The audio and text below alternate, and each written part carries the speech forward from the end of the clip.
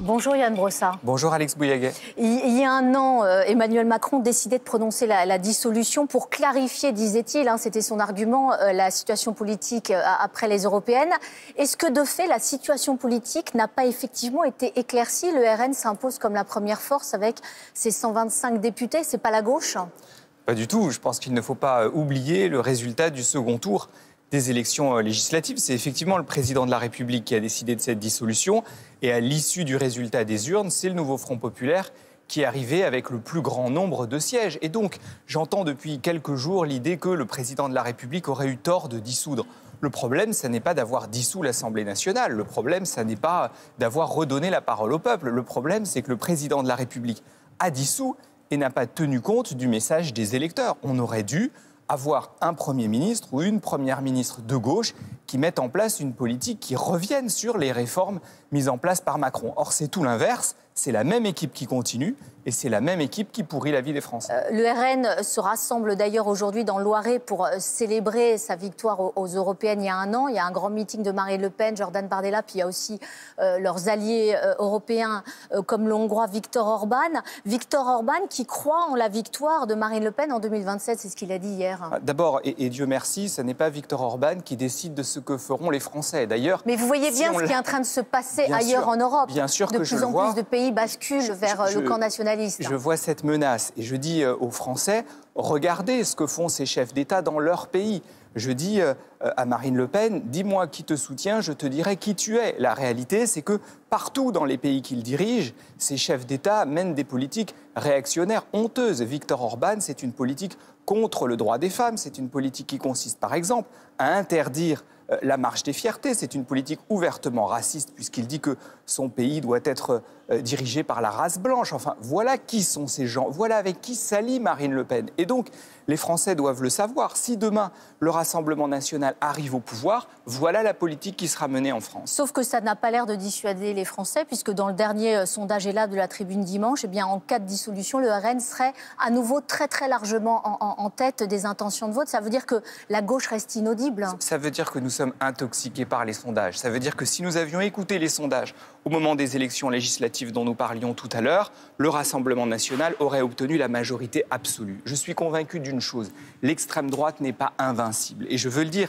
à des millions de Français qui s'inquiètent d'une possible victoire de l'extrême droite. Non, ils ne sont pas invincibles. La semaine dernière, nous recevions à l'hôtel de ville de Paris Lula, le président du Brésil, qui était reçu en visite officielle en France. Voilà quelqu'un qui a battu l'extrême droite. Et il l'a battu parce qu'il a été capable de rassembler le monde du travail. Eh bien, nous devons être capables, en France, de faire ce qu'a fait Lula. Et à ce moment-là, on permettra de battre l'extrême droite. Et nous pouvons y arriver, j'en suis convaincu. Hier, Fabien Roussel a fait acte de candidature pour Matignon. Il se verrait bien Premier ministre? Mais il a raison de dire que c'est la gauche qui devrait diriger ce pays, puisque, une fois de plus, c'est nous qui sommes arrivés en tête du second tour des élections législatives. On fait comme si ces élections n'avaient pas eu lieu. On fait comme si les Français n'avaient pas dit, par exemple, qu'ils étaient favorables à l'augmentation du SMIC et des salaires, à l'interdiction des licenciements boursiers, au retour à la retraite à 62 ans. Bref, on fait comme si tout ce que les Français avaient exprimé avait été balayé d'un revers de main. Fabien Roussel a raison de rappeler quelques vérités. Donc la gauche doit s'unir. Est-ce qu'elle doit faire comme ce que préconise le nouveau premier secrétaire du Parti socialiste, Olivier Faure, eh bien une primaire commune de François Ruffin, Raphaël Glucksmann? Bien sûr qu'il faudra se rassembler, mais j'ai envie de dire que le plus important, ça renvoie à la discussion sur l'extrême droite, le plus important, c'est d'être capable de rassembler le monde du travail, faire un accord électoral, unir les forces de gauche. On sait que ça peut se faire rapidement. Ce qu'on a plus de mal à faire, c'est rassembler le monde du travail, faire en sorte que les ouvriers, les employés, ceux qui ont intérêt à ce que ça change, se sentent un destin commun, qu'on mette de côté le racisme, l'antisémitisme, tout ce qui mine cette unité.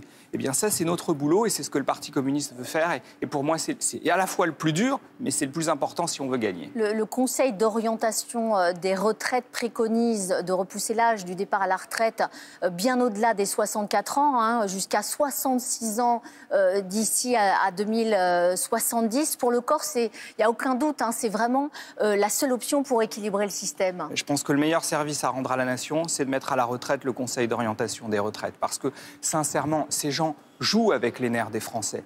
Il y a eu le report de la retraite à 64 ans. Des millions de Français qui ont manifesté contre cette réforme. Des Français qui ont, dans les urnes, manifesté leur opposition à cette réforme aux dernières élections législatives. Et maintenant, on leur dit ce ne sera pas 64 ans, ce sera 66 ans. À un moment donné, ça suffit. Il faut arrêter de jouer avec les nerfs des Français. Il faut arrêter de jouer avec les nerfs des Français. Mais si on ne veut pas baisser les pensions, il faut bien travailler plus pour payer les retraites. Soit on fait plus travailler les seniors, soit on repousse l'âge de départ à la retraite. Tous nos voisins européens font ça. Non, Madame Boudiaguet, il y a une solution très simple, c'est d'en finir avec les exonérations de cotisations sociales. Il y a dans notre pays 80 milliards d'euros d'exonération de cotisations sociales. C'est-à-dire qu'on ne fait pas payer ces cotisations sociales aux entreprises qui devraient pouvoir les payer. Vous savez, on vide les caisses et on s'étonne qu'elles ne soient pas pleines. Eh bien, moi, je dis, on en finit avec ces aides publiques aux entreprises qui se traduisent notamment par des exonérations de cotisations sociales. Ça fera rentrer de l'argent dans les caisses de la Sécu. Ça permettra de financer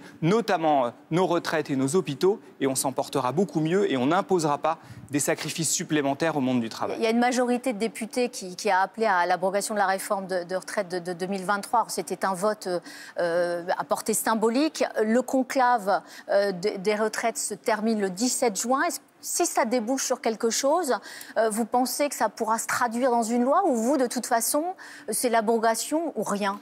D'abord, le gouvernement a tué lui-même le conclave qu'il a lancé. François Bayrou a dit lui-même que ce conclave ne pourrait pas remettre en cause la retraite à 64 ans. Or, ce conclave a précisément été organisé au départ, présenté comme tel en tout cas, pour solder l'épreuve qu'il y a eu avec la retraite à 64 ans imposée aux Français. Donc je ne vois pas bien sur quoi ce conclave pourrait déboucher. En tout cas, ce qui est certain, c'est que l'Assemblée nationale a eu l'occasion une fois, de se prononcer sur la retraite à 64 ans. C'est lors de la niche des députés communistes. Et il y a une majorité de députés qui a dit qu'elle était favorable à l'abrogation. Donc oui, je pense que l'abrogation, elle est toujours à l'ordre du jour. Et je pense que les Français n'ont toujours pas digéré cette réforme. MaPrimeRénov', cette aide pour les rénovations énergétiques, les travaux d'isolation, est suspendue jusqu'en septembre. Alors la raison, d'après le gouvernement, c'est un excès de fraude, 16 000 dossiers suspicieux, soit 12% du stock.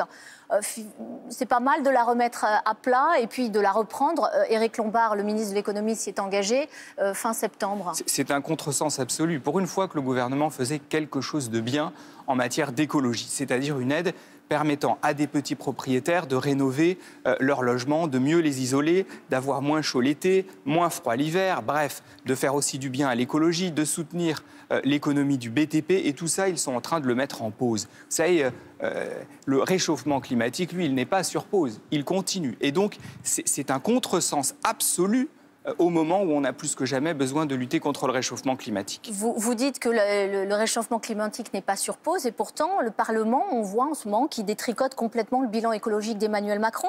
Le président a raison de dire qu'il n'est pas content. Vous-même, vous avez voté contre les zones à faible émission qui restreignent la circulation des véhicules très polluants. La réalité, c'est que c'est le gouvernement lui-même qui désorganise tout ça. Si on prend l'exemple des zones à faible émission, c'est le gouvernement qui a supprimé la prime à la conversion, permettant à des propriétaires de voitures polluantes de changer leur véhicule pour avoir un véhicule qui pollue moins. C'est le gouvernement qui est en train de tuer MaPrimeRénov', ou en tout cas de la mettre sur pause pendant plusieurs mois. Il n'y a pas d'écologie sans justice sociale. Et donc, si vous touchez à l'un des deux, inévitablement, vous tuez vous-même toute initiative permettant de lutter contre le réchauffement climatique. Et donc, c'est Emmanuel Macron et ses ministres qui sont en train de saccager leur propre bilan. S'il avait eu envie d'une vraie politique de justice sociale et d'écologie dans notre pays, il fallait effectivement nommer un Premier ministre de gauche et ça irait mieux pour les Français et mieux pour l'écologie. Merci beaucoup, Yann Brossa. Bonne journée à vous.